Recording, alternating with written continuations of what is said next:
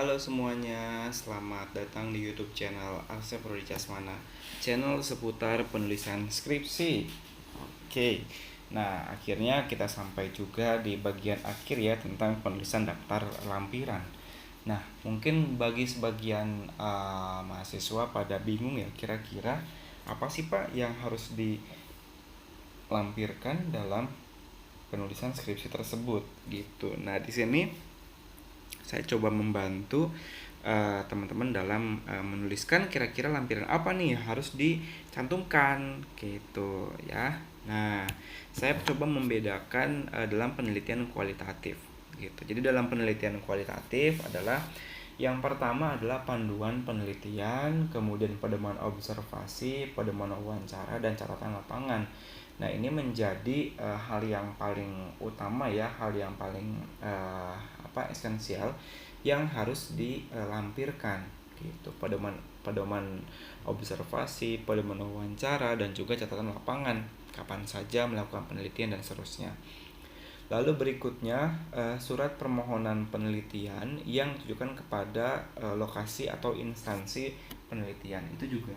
Nah, biasanya ini dilakukan atau diberikan oleh prodi masing-masing atau perguruan tinggi masing-masing gitu. Jadi untuk dapat memperoleh izin itu perlu ada surat yang dikeluarkan oleh perguruan tinggi. Lalu berikutnya ada juga surat keterangan yang telah melakukan penelitian. Nah, surat keterangan ini disampaikan oleh instansi yang mana tempat kita melakukan penelitian gitu. Kalau jadi sekolah ya berarti minta ke TU-nya gitu. Nanti TU yang akan membuat membuat surat keterangan tersebut. Nah, kalau teman-teman tidak ada, kalau mahasiswa tidak dapat menunjukkan surat keterangan telah melakukan penelitian, maka ini menjadi salah satu indikasi bahwa skripsi tersebut palsu gitu. Sehingga sangat penting untuk dapat mencantumkan surat keterangan telah melakukan penelitian. Hati-hati ya. Gitu. Lalu berikutnya adalah foto dokumentasi kegiatan. Meskipun di bab 4 sudah ada beberapa foto dokumentasi kegiatan, namun di lampiran itu adalah hal yang lebih detail gitu. Nah, biasanya hasil-hasil observasi dan juga nanti berikan keterangan gitu.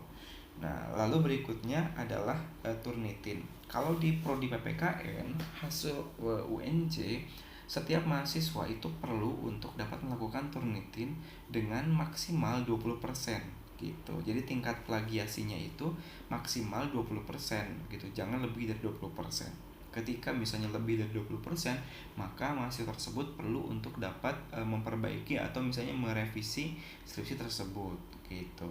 Nah, di bagian lampiran itu harus dapat memperlihatkan tingkat plagiasinya itu yang mana maksimal 20% saja. Lalu berikutnya adalah dokumen pendukung lainnya gitu. Nah, sedangkan di penelitian kuantitatif maka ada sedikit berbeda gitu. Yang pertama adalah hak kisi-kisi dan instrumen penelitian. Nah, kalau tadi kan pedoman penelitian ya, kalau dalam kuantitatif adalah kisi-kisi dan instrumen penelitian. Itu harus dicantumkan gitu. Lalu yang berikutnya adalah hasil uji coba penelitian. Jadi berupa angka-angka. Kalau menggunakan SPSS, menggunakan Excel manual, silakan perlu untuk dapat dicantumkan juga. Lalu data original dari lapangan, misalnya adalah dengan menggunakan Google Formulir gitu kan banyak tuh pasti data-datanya yang mentah. Nah, dia bilang data original gitu, berarti data original tersebut harus dapat dilampirkan gitu.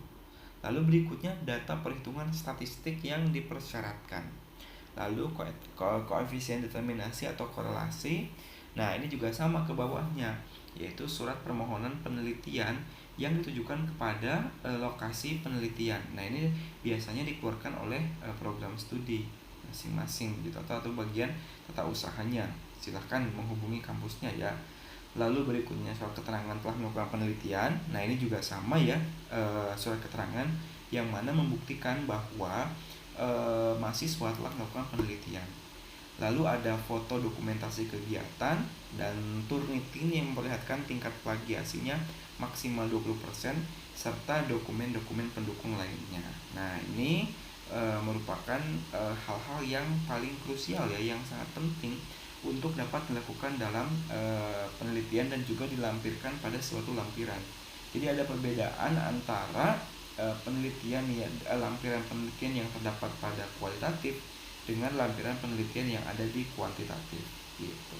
Nah, semoga video ini bisa membantu memberikan pencerahan kepada mahasiswa yang mungkin saat ini sedang pemberkasan atau sedang merapikan lampirannya gitu. Semoga bermanfaat ya. Terima kasih. Assalamualaikum warahmatullahi wabarakatuh.